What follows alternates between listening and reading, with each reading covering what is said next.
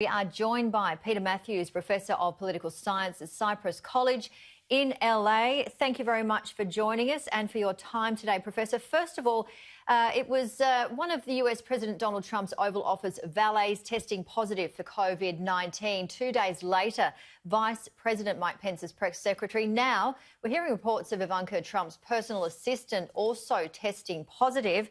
More and more, we've got 11 Secret Service people also testing positives. What are you hearing?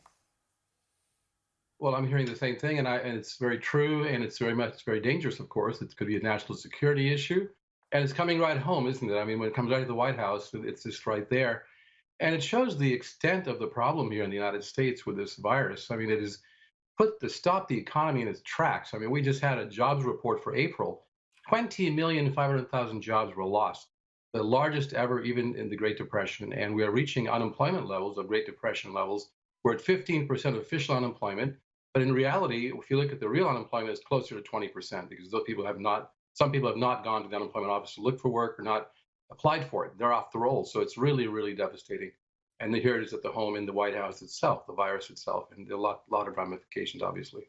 Absolutely. As you mentioned, unemployment levels have reached Great Depression levels. Also, we're looking at around 47 states preparing or have already partially reopened their economy. In your opinion, how risky is this? It's extremely risky to do that. And we know what happened in other countries, in Germany, for example, which took care of that virus problem early on by doing widespread testing and exemplary isolation and social distancing. Germany brought its numbers way down, and then it opened up again and slightly just by letting people go to stores and shop. And guess what? And with masks, by the way. And now the German numbers have started to go up again. That's happened in other areas in the world as well. And yet countries like South Korea, who attacked this problem early on, was able to basically wipe it out early on by widespread testing and social isolation, et cetera. South Korea was able to open up again by and they kept wearing masks, by the way. They wore masks from the beginning. Those safety measures were right in place in South Korea, and they're a great example of the world as to what should be done before they open. No, these states are not ready to open yet, and none of them has actually met the criteria that President Trump has stated, that it has to be 2 weeks of downward trend. None of the states have actually met that, and it's amazing how they're trying to open. Georgia opened 2 weeks ago, and California just yesterday started opening very gradually. So I think it's precipitous all the way across. We should be waiting and then working on getting money into people's hands so they can still pay their rent, pay their housing, and keep the businesses in place by having federal money straight, not through the SBA, but straight to the people themselves and the businesses, as other countries have done, Denmark, Germany, France, etc. Professor, officials in 48 US states, including Washington, D.C., have ordered or recommended school closures for the rest of the year.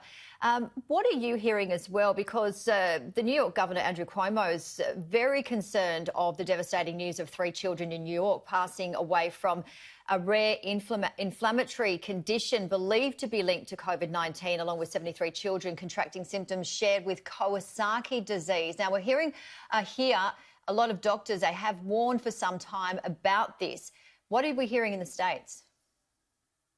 It's very dangerous because we now have a whole new situation with children dying and being so totally affected by this now. At the beginning, we thought children were virtually immune to having symptoms, and that's why the schools closed. I think they should remain closed until at least the end of this coming year, or at least until the fall. We should not be specifically saying, let's open up this summer or open up early in the fall. No. If anything, we should delay the opening of schools because children are so vulnerable, and the Kawasaki syndrome has shown that to be the case in New York. And I've got an 8-year-old daughter, and her school was closed, and the teachers have been doing exemplary work through Zoom and other kind of remote instruction, and we're helping her at home, of course, with her work. It should remain that way for many, many more months until we can get this under control. It's very, very sad and very dangerous, very outrageous to think that states are considering even opening schools up. I don't think it'll happen in most states.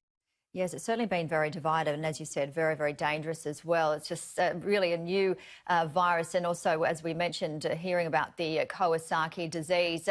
On a more personal note, with your 8-year-old daughter, how are you going with the homeschooling?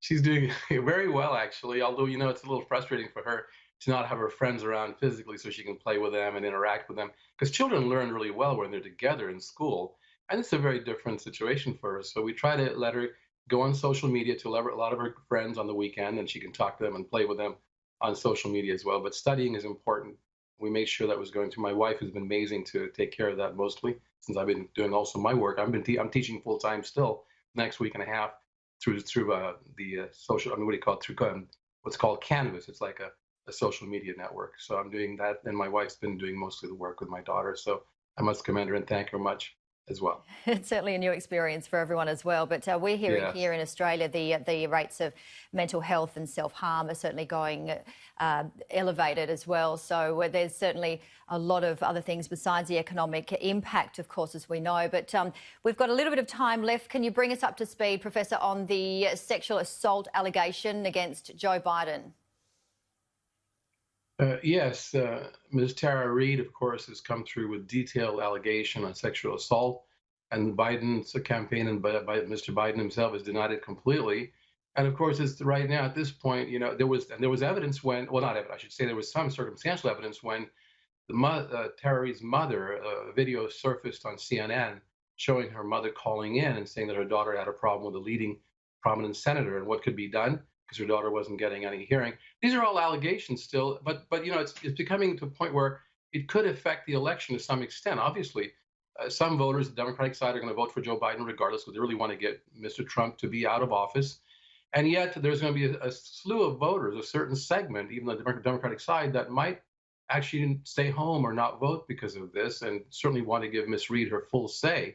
And for example, the Me Too movement is divided on this, and this is a real problem for Democrats, and we'll have to see how it works out. Don't forget, we elect the president according to the Electoral College, so a lot of things could happen. I mean, you could have still fewer votes for Mr. Trump, and he could still win the electoral vote by winning a few Midwestern conservative states.